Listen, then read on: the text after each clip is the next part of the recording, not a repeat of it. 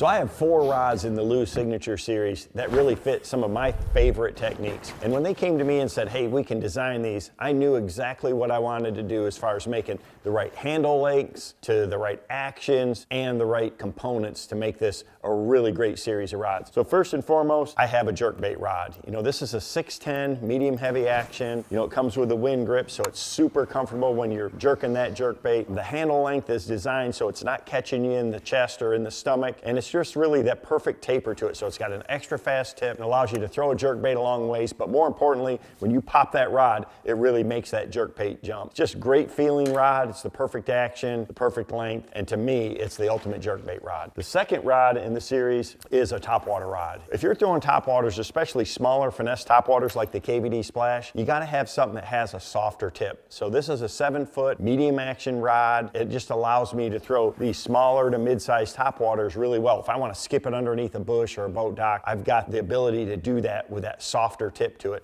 Still has plenty of backbone. It's got that shorter handle again. It's all about accuracy. This whole series of rods of mine, they're a little bit shorter, and I do a lot of target fishing, and they're designed to excel in that particular scenario. So it's a great topwater rod, and it's very versatile for a lot of other techniques too. This is a rod I love to throw a weightless ocho on, for instance. It's got that softer action, so it just casts a light bait or a light stick bait like that exceptionally well. The third rod in the series is probably the most versatile rod that I have in my whole arsenal. This is a 7-foot medium heavy action, and to me, it's my all-purpose target rod. I love to throw a spinnerbait, a swim jig, things like that. If I'm really focused on precision target casting, this is the rod that I'm gonna do it with. It's got an extra fast tip to it. Again, not a super long handle, but not a super short handle either. It's kind of the perfect in between, and it just handles, you know, that 1/4 to 3/8, even a 1/2 ounce bait really, really well when you're going for that pinpoint accuracy. You're fishing boat docks, you know, around tight bushes, things like that. When you need a great target rod,